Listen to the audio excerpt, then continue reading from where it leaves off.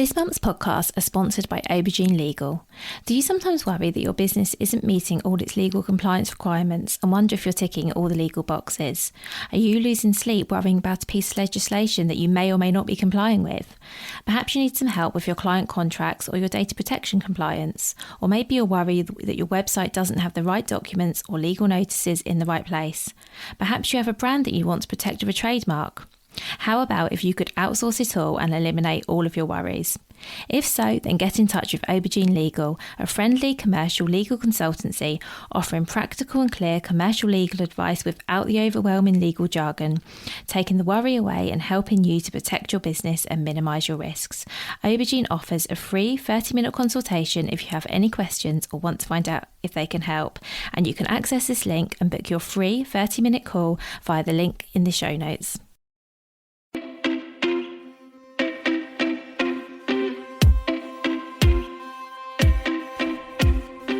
Welcome to the Bring Your Product Ideas to Life podcast. Practical advice and inspiration to help you create and sell your own physical products. Here's your host, Vicky Weinberg. Hi, as always, it's so nice to talk to you today. And I haven't done a solo episode in a while as well, so it's quite exciting. And I've got a new setup as well. I'm in a different room, so I don't know if it sounds different. You'd have to tell me that once you have a listen. I'm over a year into this podcast now, well over a year in fact, and I haven't yet recorded an episode where I go through every step in the product creation process. And we've definitely touched on elements of it over the episode so far, but I thought it'd be really useful for you to have a complete overview of all of the steps so you know exactly what's involved.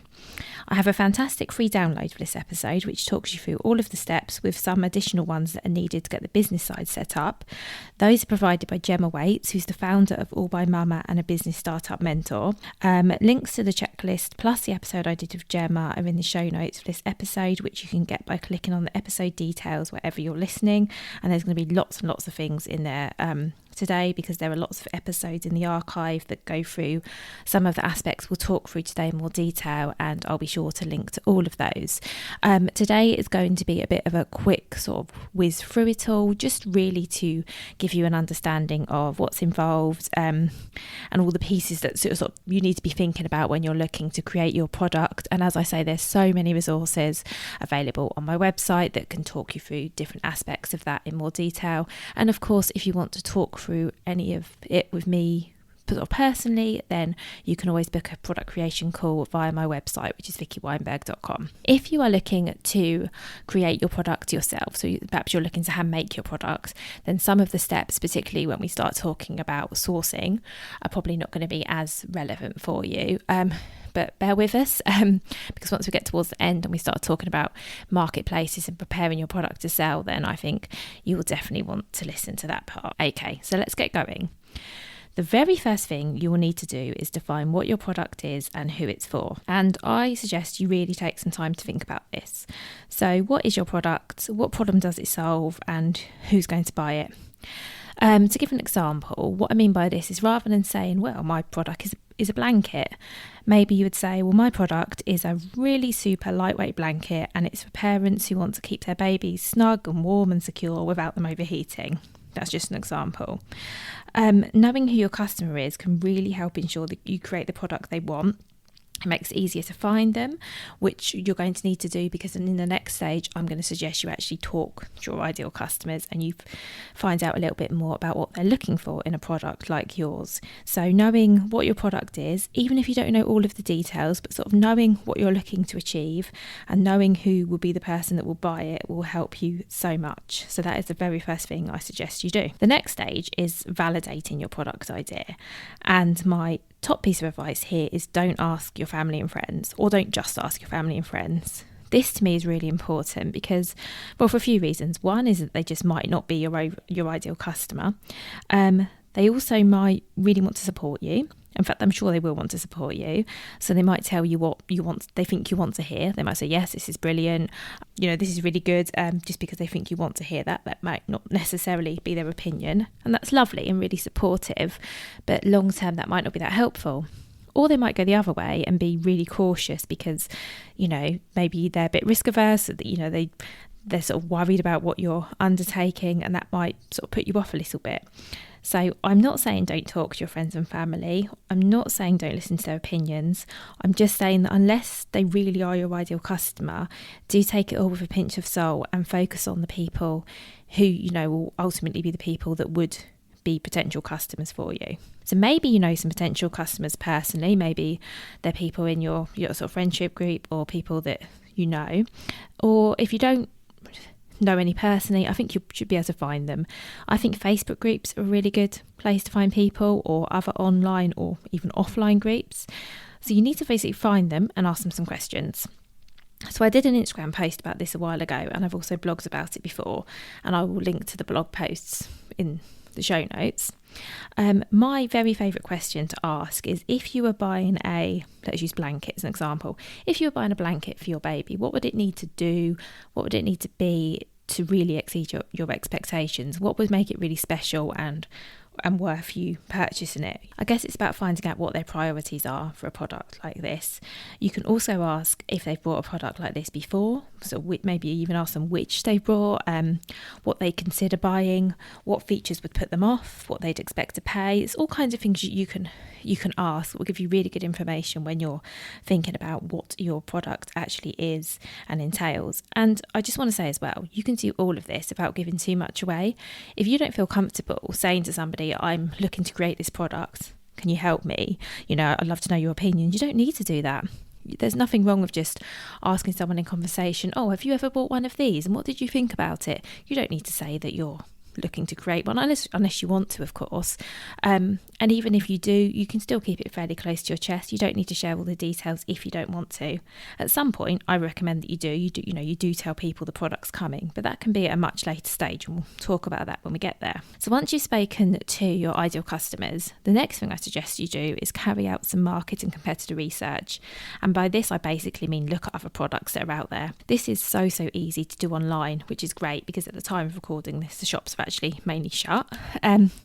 I like looking on Amazon as there's so much information there. If your products are handmade, then I think Etsy would be a really good place to look. And what I would do is look at the features of products that are perhaps similar to yours, look at the price, look at the photos, and read the reviews. I especially love reading reviews because they will tell you an awful lot. I really like to keep a spreadsheet for this sort of thing. Maybe that's just me, but I think it's quite nice. It keeps me organised and also means that I sort of remember what I've been looking at. You might even want to buy a few comparable products to have a look at. If you keep them in good condition, you can always return them. You know, you might, even if you just wanted to look at how they're packaged, for example, there's nothing wrong with ordering a few, taking some photos, making some notes and sending them back. Or maybe if you've got, if you allow some budget for this, you could actually use them for whatever they're intended for and see what you think there. But either way, at least have a look at what else is on the market and just get a feel for what's out there. So once you've done all of this research, the next thing to do is to finalise the specification for your product. And you can use what you found from doing all of your research to make your product the best it can be. So I suggest giving these questions some thought. So how can your product meet your customers' needs? Because you've spoken to your customers now, you know what they're looking for in a product similar to yours. You've probably got some idea of the problems that they're facing and how your product can help. So have a really good think about that. And the other question is, how can I improve on the products already on the market? Because by looking at what's out there and hopefully reading some reviews, you might have picked up that, let's stick with this blanket example. So maybe you've been reading some reviews for blankets, and for one product you can see everyone said, oh, this blanket was so small, my baby grew out of it really quickly. So in that case, you might think, well, actually my blanket needs to be larger than that to solve that problem. Or maybe there's another product and people say, oh, it doesn't wash well. So you can think, okay, well, mine really needs to wash well. And maybe there are other things, perhaps there are other products and people say, oh, I really like the neutral colours. And you can think, oh, people seem to like neutral colours, I'll keep that in mind.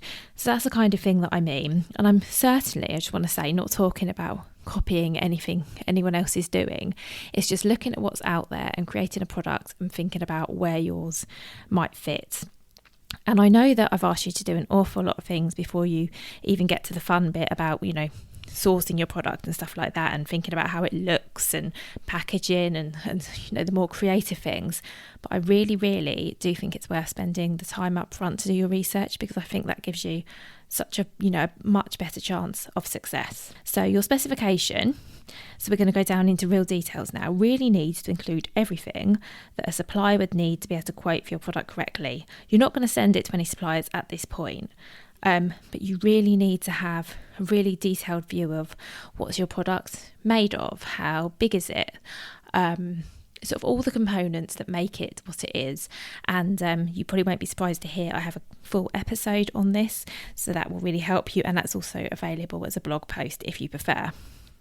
So the next thing I suggest you do, now that you know exactly what your product is, you've got a really good view of the spec, is to make a decision about the pricing. Now, there's a reason I like to do it at this stage, which is because in my opinion, it means I'm most likely to get it right.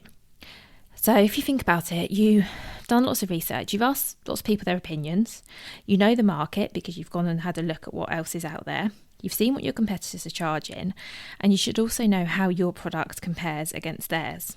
So is your product going to be sort of the top end of the market? Is it going to be somewhere in the middle?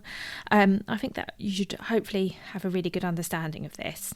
And I think that puts you in a really good position to price fairly accurately. In my opinion, and I know not everyone will agree with me here, the danger of pricing later is that you price your product based on either the production price, if you're outsourcing production, or what it's going to cost you in money and time to make it yourself, with the aim of making a profit. So you might say, okay, I know this is going to cost £10 to make, therefore I need to charge £15 to make a decent profit, let's say. But that price that you choose might not actually be viable. It might be way above anything else in the marketplace, and maybe your product just doesn't support that. So if you price this way round, so you do it now before you have any idea what it's going to cost to produce, when you get the prices for production, or you sit down and work them out if it's something you're doing yourself, you can see if a profit is possible based on the price that you've chosen, and if not, you can do something about it.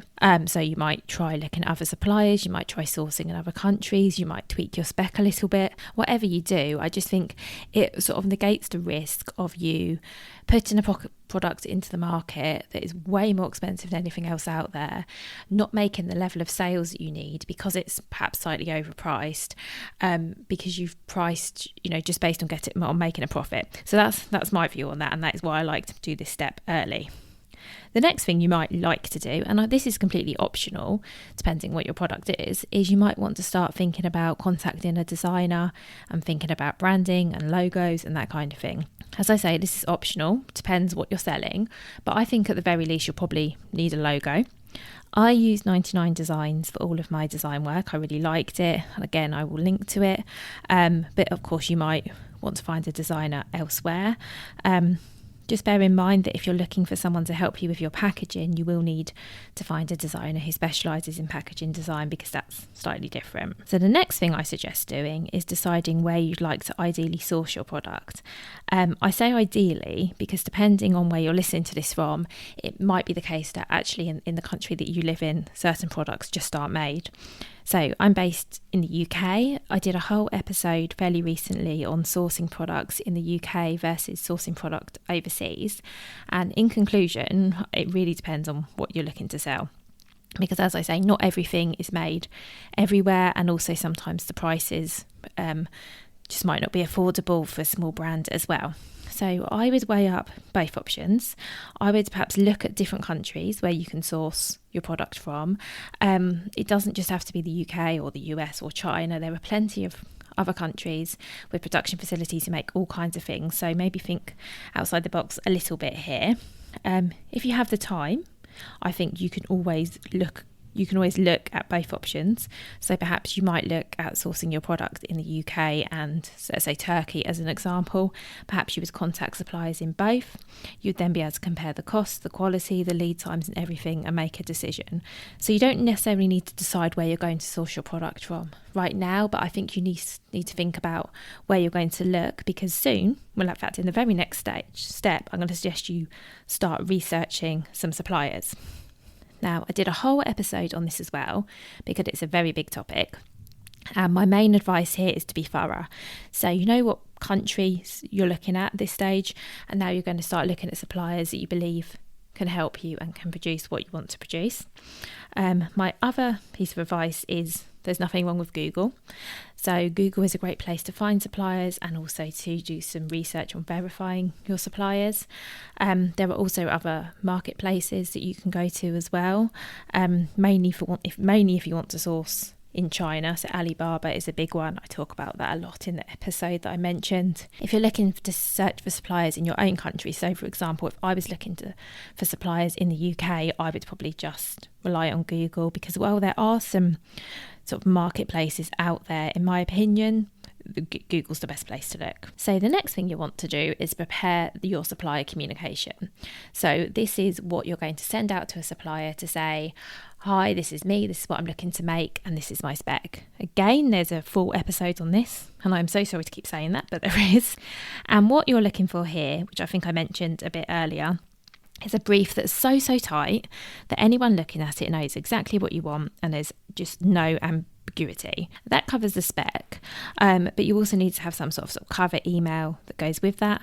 And in that, I suggest asking everything that you need to know at this stage. So the main questions and perhaps your deal breakers. So you're going to want to know what the cost price is based on the information that you've given them so far, and get an idea of lead times. But you might also have some sort of deal breaker questions. For example, you might be looking for a supplier with an in-house design team because there's still some elements you need help with. You might be looking for a supplier that can also package your product. So whatever it is, if there's any absolute deal breakers, make sure you ask those questions in your initial communication. And then once you've got your communication ready, it's time to contact them. So in my opinion, this is where it gets really real and where it gets a bit scary, if I'm honest. So you're going to start sending your specification and some sort of cover email out to shortlisted suppliers, and really just wait and see what you get back. So you're going to get hopefully you're going to get lots of responses. Just to be honest with you, there will be people who just don't reply to you. That's always the case. So I suggest contacting as many suppliers as is, feasible for you. And then you need to start sort of cutting that list down so you end up with just a few potentials. So I suggest, first of all, disregarding anyone who can't meet your specification, which sounds really obvious, but it can be easy to get swayed.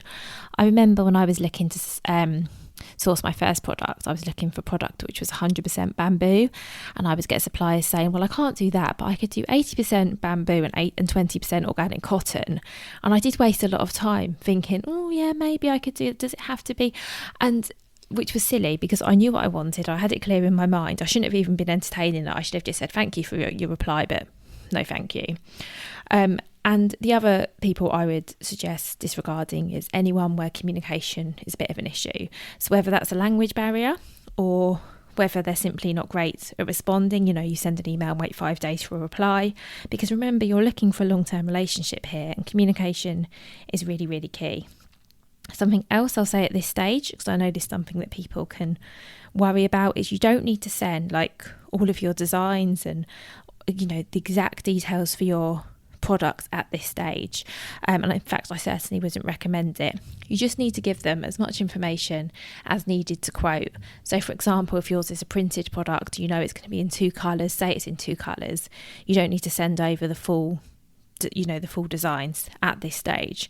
That's something you'd be looking to do with a few trusted suppliers once you're happy, and if you want to get some sort of legal agreement in place or some sort of NDA before you send those details over, that's something you can do as well. So next stage, because let's say you've now narrowed it down to a few suppliers that look like they can meet your spec and the price looks okay, the next stage is to order some product samples. And I really, really like this part.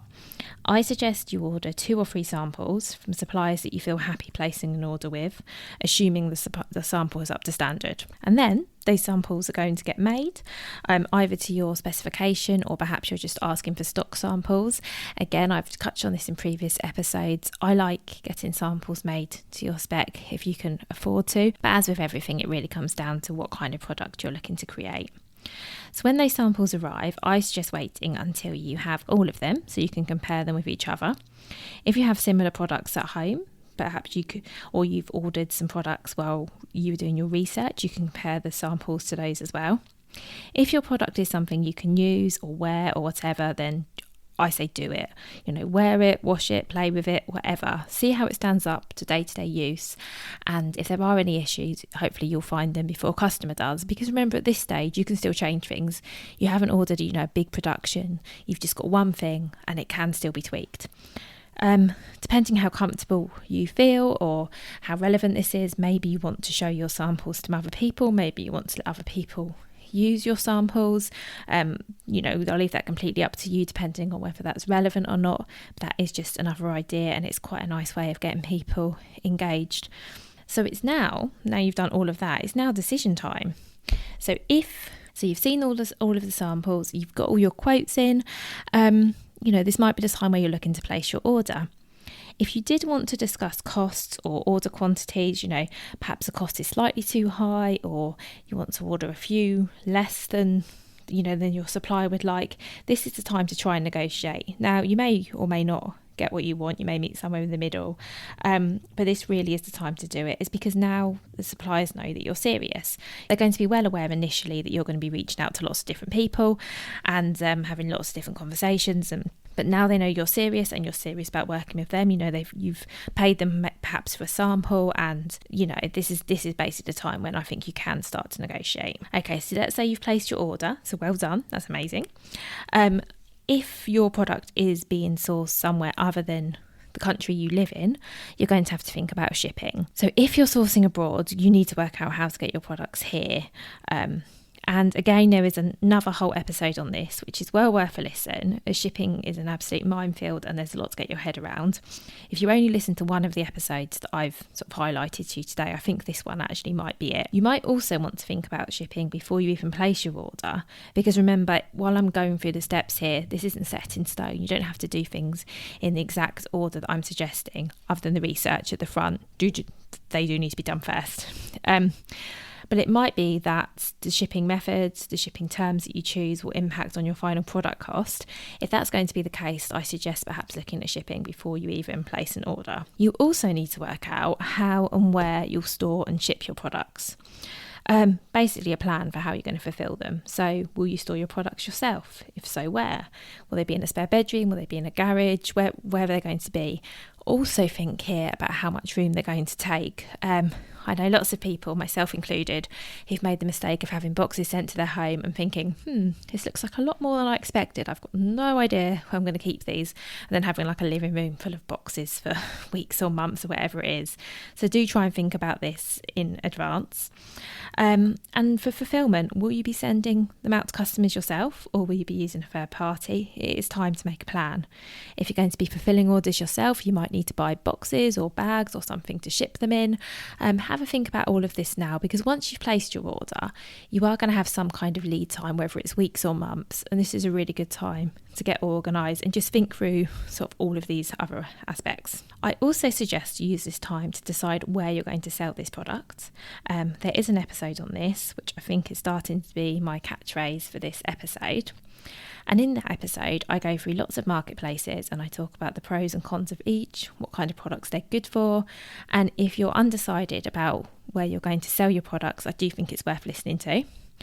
And just take some time to think about this. In my opinion, a simple website, and yes, there's an episode on creating a simple website to sell your products, plus one other marketplace is a really good place to start. You don't need to sell everywhere on day one. In fact, I don't recommend it. I say start simple. You can always add different marketplaces as you go, but don't make things too hard for yourself at the outset. Once you know where you're going to be selling your product, you might want to think about opening some accounts of online marketplaces. And if your product is on the way, you could use this time to get set up. You could research the marketplace, figure out how to get your listing online, how the SEO works, and all of those things. So Amazon, for example, is the marketplace that I work on most frequently, and I'll be honest with you, it isn't always that easy to get started. So if you give yourself some time, so you're not up against a deadline, I think that's a great idea, because what you don't want is think, oh, my product's arriving in a week, and you have some sort of issue and you can't get your listing live and you can't book your stock into the warehouse if you were looking to do that. That's quite stressful. You want to avoid that if you can. Other things you can be doing at this time are writing your product description. My main advice here is to research and write your product listing for the marketplace you're selling on. So make sure you've done some keyword research. Again, I have a whole episode on this. It's mainly focused on writing product listings for Amazon because that's what I know, but the advice does apply to most other places. I also personally think that Amazon product listing format is a good one that does translate well to other marketplaces. And use an expert if needed. Your product listing is actually really important because that's one of the ways, if you're listing on a third party marketplace particularly, as one of the ways that people actually find your products. So it needs to be researched and written well. So this is one area where I think it can be worth getting some help. Next thing to think about is product photography. So maybe you have some customized product samples that you can use for this, maybe the final sample that you chose. If not, it's probably worth waiting for your final products to arrive so you can get these done really well.